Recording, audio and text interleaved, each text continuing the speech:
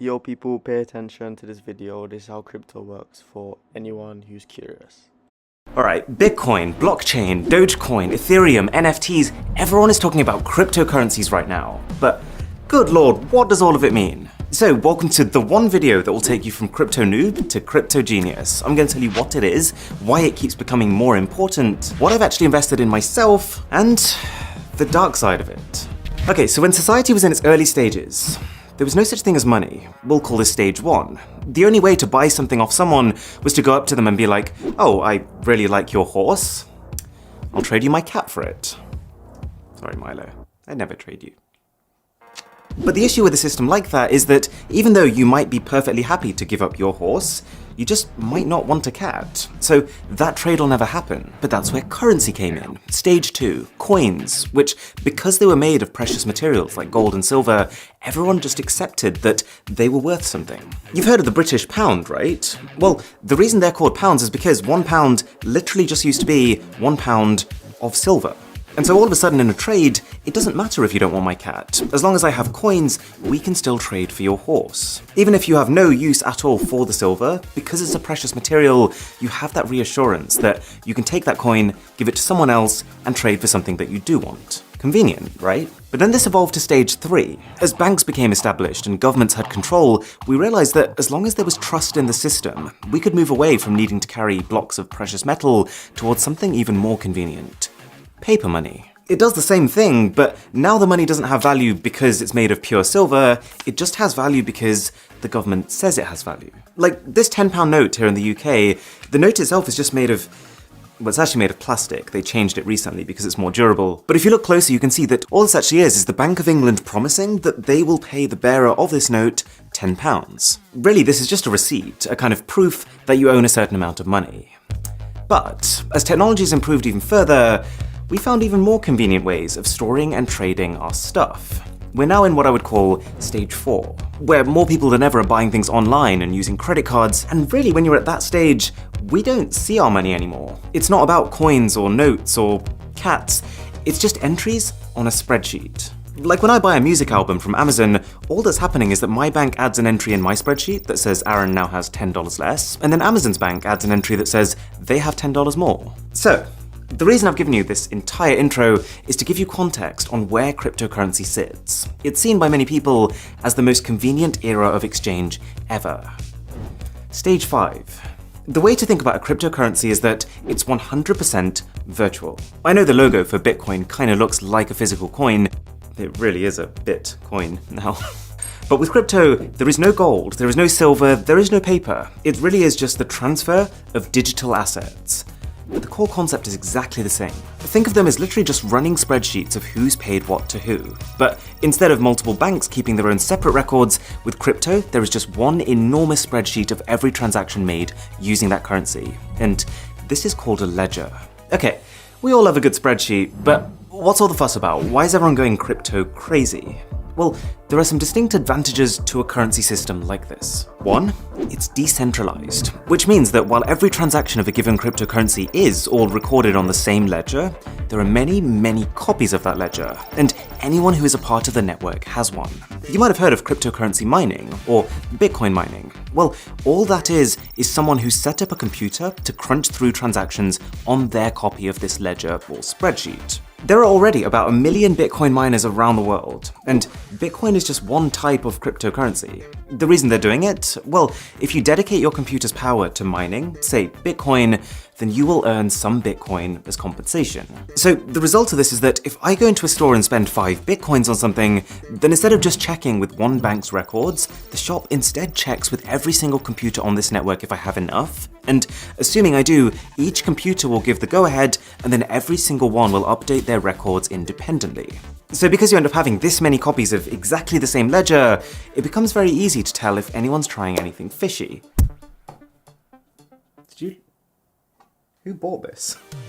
Like if I try to hack into someone's computer that's on the network and give myself more money by adjusting figures on their copy of the ledger, it's not going to get through. The system will realize that 99.9% of the copies on the ledger are saying one thing, but one of them is saying something else, so it must have been tampered with. There's very clear organization to the system, and I think people believe in it because they see the future as open, traceable transactions. Much more so than having like some bits of the record over here and other bits over there. And I know it seems complex at this point, but as we go through this, I think you'll realize that for a lot of people, in a way, it's simpler. There are plenty of areas in the world that have internet access, which is all you'd need for crypto, but don't have access to traditional banks, which require a lot of paperwork and documentation. 2, and I've kind of implied this already, but the main perk of crypto is that you don't need banks anymore. Because everything is stored by the people on this ledger, you can make international payments almost instantly instead of it taking half a day with no spending limits. Plus, you don't need to worry about exchange rates, you don't need to worry about interest rates, and even transaction fees are close to zero. For some cryptocurrencies, that is. But this is where the real fun begins.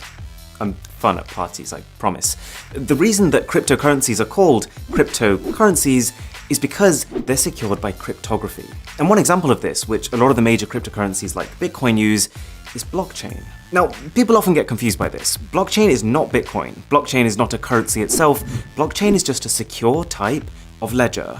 So you know that big spreadsheet that everyone has that's recording transactions? Blockchain is just a way of organizing it, funnily enough, into blocks.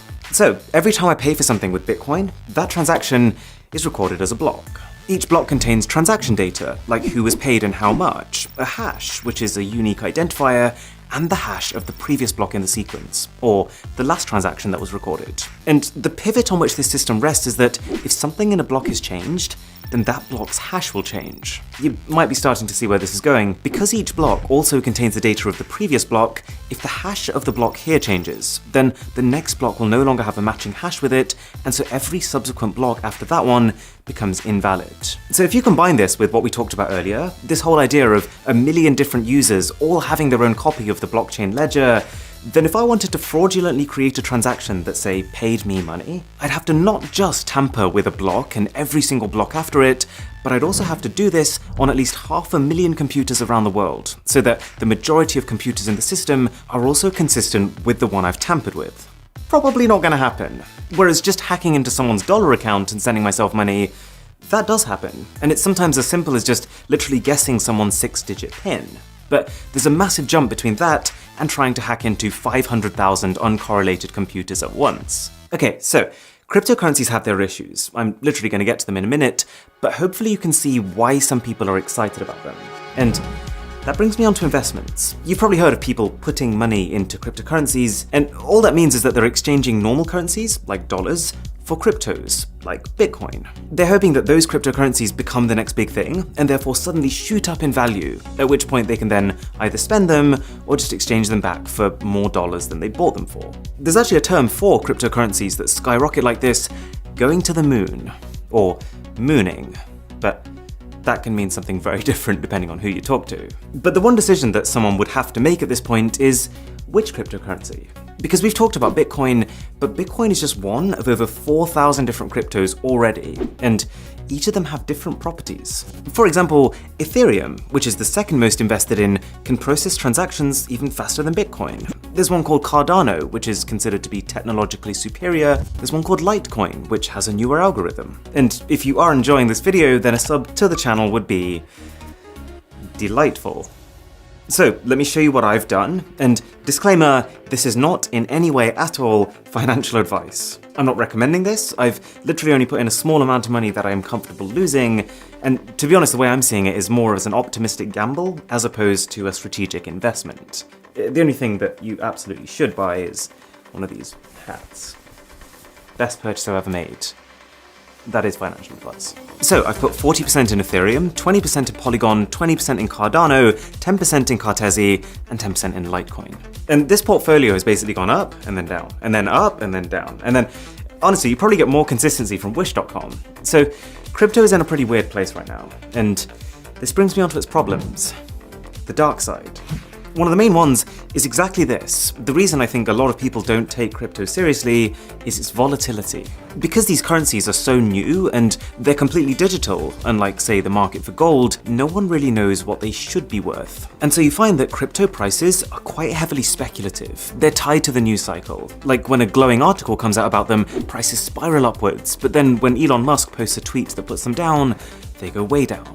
2 is the fact that they're not really accepted as a form of payment in well, most places. Like, yes, I can now book holidays with crypto, I can donate to Wikipedia with crypto, but there's been a lot of companies who are pretty back and forth with it. Microsoft, Tesla, even Burger King are examples of companies who said they were going to accept Bitcoin, and then they said they weren't going to accept Bitcoin. 3. There can be an environmental concern. See, the whole reason why a lot of these cryptos are so secure is because of this concept of transactions being verified many, many times by many, many computers. So I think it's a fair criticism that in itself creates a fundamental inefficiency. That much computing power requires a lot of electricity. But at the same time, you could counter this by saying that traditional banking uses more electricity, that there are newer coins with better technology that are more efficient, and that one day we'll be able to get that electricity from renewable sources. Depends who you ask. And 4, there's also a pretty strong sentiment that because there's no real policing or regulation on crypto right now, it's like the perfect currency for criminals. But to be honest, I think the data speaks for itself on that one. According to Chainalysis, 0.34% of crypto transactions are criminal, up to 5% of normal cash transactions are criminal. And I think that's because it's a bit of a misconception that currencies like Bitcoin are anonymous. They're actually pseudonymous, which means that even though your actual details aren't visible to everyone, your public key, your unique identifier, will be permanently baked into the blockchain upon making transactions with it. So cash is just a better currency for most types of criminal activity, because by its very nature, it's untraceable. Don't ask me how I know that. But as well as the negatives, there are also just some straight up odd things that have come about because of crypto. For example, you might have heard of an NFT, a non-fungible token. If you haven't, you might want to take a seat for this one. I don't want to call it stupid, but this one's a head scratcher. So you know how now you can go into an art gallery and you can pay to own a painting? Well, now thanks to the blockchain, you can pay just to have digital ownership over something. So it doesn't stop anyone from using or sharing that thing, but all it means is that you'd effectively be the owner of the original, and they'd all be sharing copies of it, even if, for most intents and purposes, they look and behave identically. Like, a lot of these NFTs are literally just JPEG images. I think the reason some people find this stupid and kind of funny is that there's a distinct difference between buying an NFT and buying the rights over something. So if you buy the rights over something, that's a very legitimate purchase because you can create merch or sell licenses. With an NFT, you can't. The original owner still has all the reproduction rights over that piece. All it is that you're using the blockchain to prove that you have some ownership over that asset. But clearly, just being able to say that has some value, because an NFT of this Gucci ghost sold for $3,600. The CEO of Twitter, Jack Dorsey, he sold the first tweet he ever made as an NFT for $2.9 million. 5 words! I could do that. Any takers? And this one just blows my mind. This photo, which is basically an overview of one guy's pieces of art, sold for $69 million. Very nice. To clarify, this literally just gives the buyer some digital ownership over a JPEG image. And finally, you might have heard of Dogecoin. Dogecoin is based on the same tech as Litecoin, but it was created as a joke. People started sharing it and putting a bit of money into it because they thought it was funny, but that propelled its value to the point where now we have people who have actually become millionaires just because they bought Dogecoin when it was cheap.